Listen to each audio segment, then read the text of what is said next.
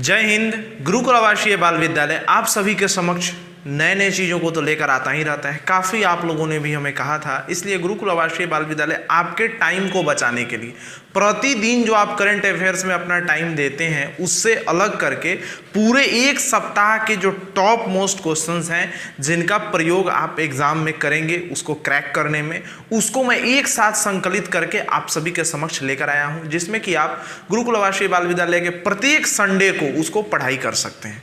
यानी top most current affairs साप्ताहिक रूप से जो पिछले 7 दिनों में हुए हैं अभी तक के, उन सभी चीज़ों को मैं एक जगह संकलित करके आपको दूंगा और पीडीएफ भी मैं उपलब्ध करा दूंगा आपको डिस्क्रिप्शन बॉक्स से ही।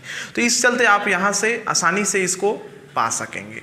तो इसके लिए आपको कुछ नहीं करना है। अगर आप चैनल पे नए हैं तो एक बार सब्सक्राइब बटन को दबा दीजिएगा और ऑल नोटिफिकेशन को जरूर ऑन कर लीजिएगा। क्योंकि वहाँ से आपको जब भी मैं वीडियो बनाऊंगा संडे के संडे तो आपको सबसे पहले मिल जाएगा।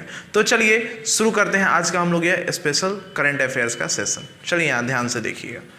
सबसे पहला जो है ये मैंने यहाँ आपको बता दिया, गुरुकुल अपने विद्यार्थियों के सुविधा हेतु साप्ताहिक करंट अफेयर से संबंधित जानकारी को संक्षिप्त रूप से एक पंक्ति में यानी वन लाइनर बनाकर आपको प्रत्येक सप्ताह वही सप्ताह गुरुकुल आपको देगा। यहाँ देखते हैं, स्पोर्ट्स आईवियर ब्रांड ओखला ने जिस भारतीय क्रिकेटर को भारत में 2 साल के लिए अपना ब्रांड एम्बेसडर बनाया है वो कौन से क्रिकेटर हैं? रोहित शर्मा जी। बात कर लेते हैं थोड़ा सा ओखला के बारे में। तो यह एक आईवियर ब्रांड है यानी चश्मे का एक ब्रांड है। इसका जो है सो जेम्स जनार्ड जी इसके संस्थापक हैं और इसका जो फाउंडेशन हुआ था वो 1975 में हुआ था। इसका जो हेड क्वार्टर है वो कैलिफोर्निया में है और यह एक आईवियर कंपनी है। बात कर लेते हैं थोड़ी बहुत रोहित शर्मा जी के भी बारे में।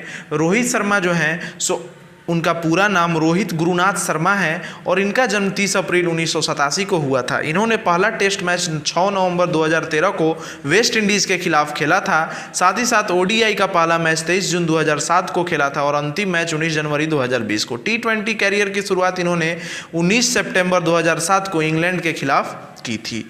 आगे हम लोग बढ़ते हैं, यहाँ ध्यान से देखिए। स्वच्छ सर्वेक्षण 2020 के अनुसार सबसे साफ शहर कौन सा है? वो इंदौर है। आगे बढ़ते हैं कि कौन सी देश की महिला क्रिकेटर जो कि ऑलराउंडर थी जिनका नाम लैरा मार्स है, उन्होंने सभी प्रकार के क्रिकेटों से संन्यास लेने की घोषणा कर दी है। तो वो इंग्लैंड से थी। सबसे तेज चार्ज होने वाली विद्युत वाहन टेस्ला है। जापान की डबल ओलंपिक विजेता आयका ताकाशाही ने हाल ही ने कौन सा ऐसा खेल है जिससे संन्यास लिया था? तो उन्होंने बैडमिंटन से संन्यास लिया था। आगे बढ़ते हैं, यह देखते हैं वो कौन सा देश है जिसने अपने सुरक्षा को ध्यान में रखते हुए 2 और ऐप जो हैं सो बैन कर दिए। जैसा कि आपको पता है कि भारत में, अमेरिका में भी टिकटॉक को बैन कर दिया गया था, चीनी ऐप को ही। उसी तरह से चीन के ही 2 ये ऐप हैं जिनका नाम है IQIA और टीसेंट। इन दोनों ऐप को ताइवान ने जो है सो सुरक्षा को ध्यान में रखते हुए बैन कर दिया है। फिर ऐसा कौन सा राष्ट्र है जिसने सेवानिवृत्त सैनिकों को टैक्स के छूट देने का फैसला लिया है? तो वो महाराष्ट्र सरकार ने लिया है। गूगल ने भारत में रोजगार आवेदन हेतु कौन सा ऐप लॉन्च किया है? तो इसका नाम है Cosmo jobs app. Cosmo jobs app के जरिए अब आप लोग जॉब को के लिए फॉर्म अप्लाई कर सकेंगे। जैसे naukri.com पहले था जिसमें हम लोग अपने जॉब को अप्लाई करते थे, जिसे जॉब देना होता था वो भी और जिसे जॉब चाहिए होता था वो भी। तो ये दोनों को मिलाने का काम करती थी। तो ये गूगल ने भारत में लॉन्च किया है कॉस्मो ऐप। चलिए आगे बढ़ते हैं हम लोग। टीम 11 ने कितने करोड़ रुपए में IPL 2020 सीजन के लिए स्पॉन्सरशिप को दिया है? यानी इसका जो कितना में ड्रीम 11 ने लिया है तो ये 222 करोड़ रुपए में हुआ है तय। वो IIT संस्थान जिसने राष्ट्रीय शिक्षा नीति 2020 के प्रस्तावों को अपनाते हुए अपने परिसर में शास्त्रीय एवं लोक कला एकेडमी की शुरुआत की है, तो यह IIT खड़गपुर है। IIT का फुल फॉर्म बता दूं मैं आपको, इंडियन इंस्टीट्यूट ऑफ टेक्नोलॉजी होता है और जो सबसे पुरानी IIT है कॉलेज वो IIT खड़गपुर है। यहाँ बच्चे इंजीनियरिंग की तैयारी करते हैं और देश का सर्वोच्च इंजीनियर देने का ये संस्थान है हमारे देश का। आगे बढ़ते हैं, centre for monitoring Indian economy के मुताबिक कोरोना संकट की वजह से लगभग कितने लोगों की नौकरियां चली गई हैं? तो इसका कहना है, यह एक कंपनी है जिसने जो कि इकोनॉमी को मॉनिटरिंग करती है, इसका कहना है कि 1.9 करोड़ लोगों की जॉब इस कोरोना महामारी में चले गए हैं। चलिए आगे बढ़ते हैं। कहता है डीबीएस बैंक इंडिया लिमिटेड ने किसको राष्ट्रीय वितरण के एमडी और प्रमुख के रूप में नियुक्त किया है? प्रशांत जोशी जी को। इसका आंसर होगा भारत।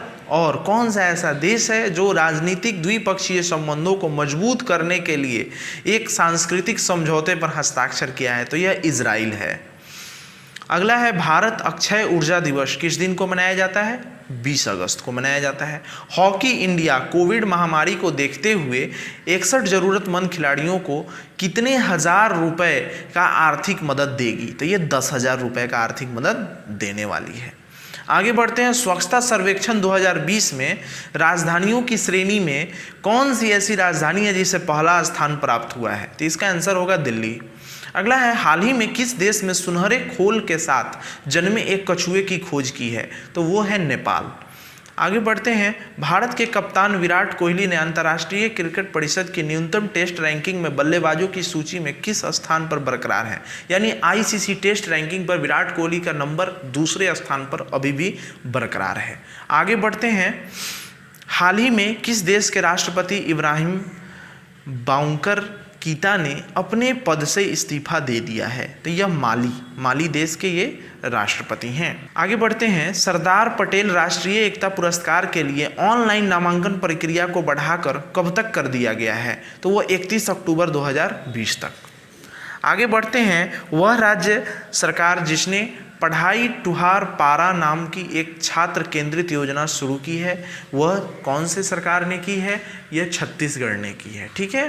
कहता है सरकार ने इथेनॉल सम्मिश्रित कार्यक्रम यानी कि इथेनॉल ब्लेंडिंग प्रोग्राम के तहत 2022 तक पेट्रोल में कितने प्रतिशत बायो इथेनॉल सम्मिश्रित होने का लक्ष्य रखा है? तो इसका आंसर 10% होगा। हाल ही में किस राज्य सरकार ने भारूच में भादभूत परियोजना को अनुबंध किया है? तो ये गुजरात सरकार ने किया है। असल में इसका मुख्य उद्देश्य क्या है, थोड़ा मैं शॉर्ट में बता देता हूँ। इस प्रोजेक्ट का मुख्य उद्देश्य है कि सरदार बांध से जो जल रिसाव हो रहा है उसको रोकना और दूसरा मीठे पानी का झील बनाना, इसका मुख्य उद्देश्य है। अगला कहता है विश्व मानवता दिवस किस दिन को मनाया जाता है? तो यह 19 अगस्त को मनाया जाता है। आगे कहता है अरुण 3 जल विद्युत परियोजना के निर्माण में भारत किस देश की सहायता कर रहा है? तो वो अपना पड़ोसी देश नेपाल है। संबंध भले ही थोड़े खराब हो रहे हैं लेकिन सहायता करना भारत छोड़ेगा नहीं। चलिए बढ़ते हैं आगे। कहता है कि विश्व फोटोग्राफी दिवस कब मनाया जाता है? तो ये हाल ही में 19 अगस्त को मनाया जाता है। अगला है निर्वाचन चुनाव आयुक्त ने अपने पद से इस्तीफा दे दिया है, उनका नाम क्या है? अशोक लवासा जी। अगला है राष्ट्रीय खेल पुरस्कार समिति ने हाल ही में किस भारतीय क्रिकेटर का नाम राजीव गांधी खेल रत्न के लिए भेजा है? तो वो रोहित शर्मा जी का नाम है। अगला है एशियाई विकास बैंक ने दिल्ली गाजियाबाद मेरठ रैपिड रेल के लिए कितने करोड़ रुपए का फाइनेंस को मंजूरी दी है? 7500 करोड़ रुपए की। आगे बढ़ते हैं। भारतीय प्रतिभूति और विनिमय बोर्ड ने किसको अपना कार्यकारी निदेशक ईडी नियुक्त किया है? जीपी गर्ग जी को। आगे बढ़ते हैं। मदारी और दृश्यम जैसे बड़े फिल्मों के कौन से निर्माता का निधन हो गया है? तो वो निर्माता निशिकांत कामत जी हैं। आगे है हाल ही में किस आईपीएस अधिकारी को गृह मंत्रालय के अतिरिक्त मामलों के लिए विशेष सचिव नियुक्त किया गया है? तो वीएसके कौमुदी जी। यूनाइटेड किंगडम ने भारत में कितने मिलियन पाउंड का इनोवेशन चैलेंज फंड लॉन्च किया है? तो यह 3 मिलियन पाउंड होगा। हाल ही में मेघालय का राज्यपाल किसे नियुक्त किया गया है? सत्यपाल मलिक जी को। भारतीय रेलवे किस राज्य में दुनिया का सबसे लंबा पियर ब्रिज का निर्माण कर रहा है? वो मणिपुर होगा।